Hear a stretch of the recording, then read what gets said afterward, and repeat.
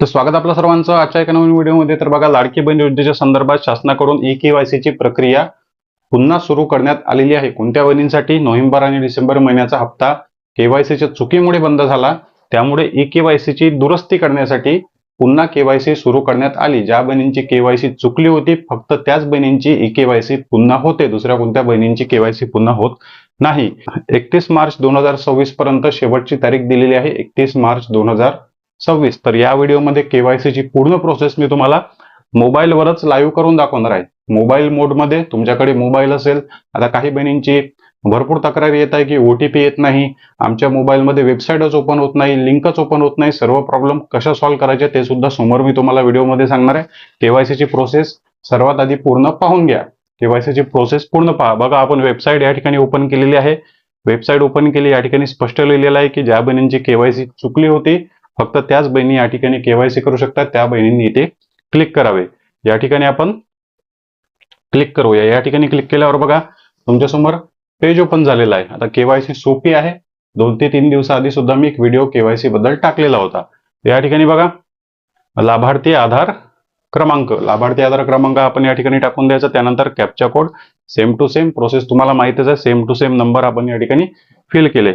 त्यानंतर बघा, या ठिकाणी सहमती द्या आणि ओटीपी पाठवा। सहमती द्या, ओटीपी पाठवावर क्लिक केल्यानंतर तुमच्यासमोर जे आहे ते ओटीपी टाकण्याचं पेज ओपन होईल। तुमच्या आधार कार्डला लिंक असलेल्या मोबाईल नंबरवर एक ओटीपी येईल। तो ओटीपी तुम्हाला 6 डिजिटचा ओटीपी या ठिकाणी सबमिट करून द्यायचा आहे। आपण ओटीपी सबमिट केला, समाविष्ट करा या बटनवर क्लिक करायचं। या ठिकाणी तुमच्या पती किंवा वडिलांचा आता आधार क्रमांकाची गरज नाही, पती वडिलांचा आधार क्रमांक लागत नाही। डायरेक्ट तुम्हाला शेवटचं पेज ओपन झालेलं आहे आणि या ठिकाणी 2 प्रश्न आहे। हे दोन्ही प्रश्न दिले ते सोपे आहे। आता या प्रश्नामध्ये चुकी करू नका, नाहीतर मग तुमची केवायसी पुन्हा होणार नाही।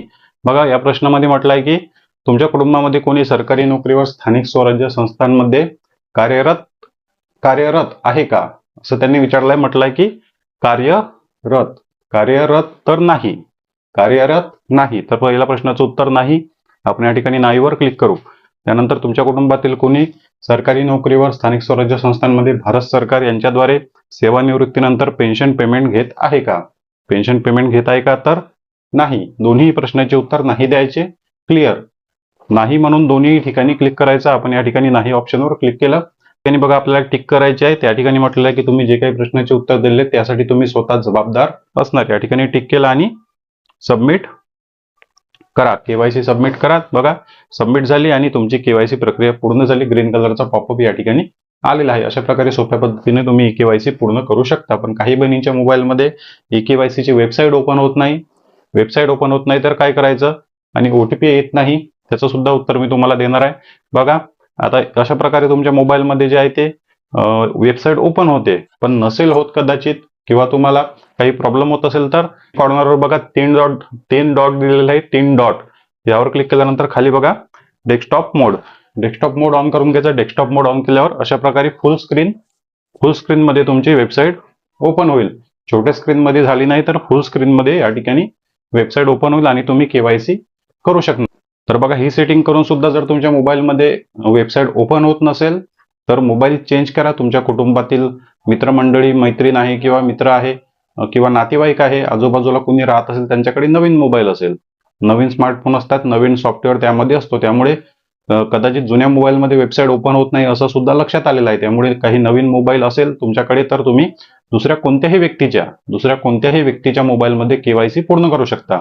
असं नाही की मोबाईल तुमचाच असला पाहिजे, त्याच मोबाईलमध्ये ओटीपी येत असेल तर तोच मोबाईल असला पाहिजे, असं काहीच नाही। दुसऱ्या मोबाईलमध्ये ओटीपी येऊ शकतो आणि तुम्ही दुसऱ्या मोबाईलमध्ये केवायसी पूर्ण करू शकता। कोणत्याही मोबाईलमध्ये, पीसी असो, लॅपटॉप असो, ऑनलाईन पद्धतीने कुठेही केवायसी पूर्ण करू शकता। आणि ओटीपी येत नसेल तर, आणि तुमचा जर ओटीपी येतच नसेल तर सर्वात आधी तुमचा आधार क्रमांक अपडेट करा, तुमच्या मोबाईल नंबरला रिचार्ज करा।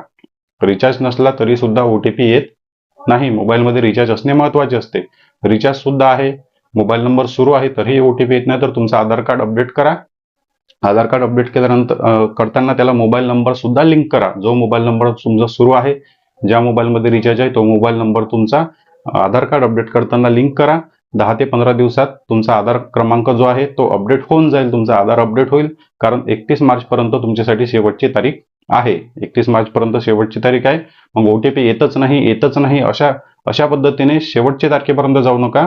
ओटीपी नसेल तर लगेच मोबाईल नंबर अपडेट करा आणि तुमचा केवायसी प्रक्रिया पूर्ण करून घ्या. तर पूर्ण प्रोसेस मी तुम्हाला सांगितली आणि येणारे प्रॉब्लेम, जर तुम्हाला नवीन काही प्रॉब्लेम येत असतील केवायसी मध्ये तर कमेंट बॉक्समध्ये विचारा. तुमच्या प्रश्नाचं उत्तर तुम्हाला मिळेल. या व्यतिरिक्त आणखी काही प्रश्न असतील कमेंट बॉक्समध्ये विचारा. चॅनलवर नवीन असाल तर व्हिडिओला लाईक आणि चॅनलला सबस्क्राईब नक्की करा. व्हिडिओ नेक्स्ट व्हिडिओमध्ये. धन्यवाद.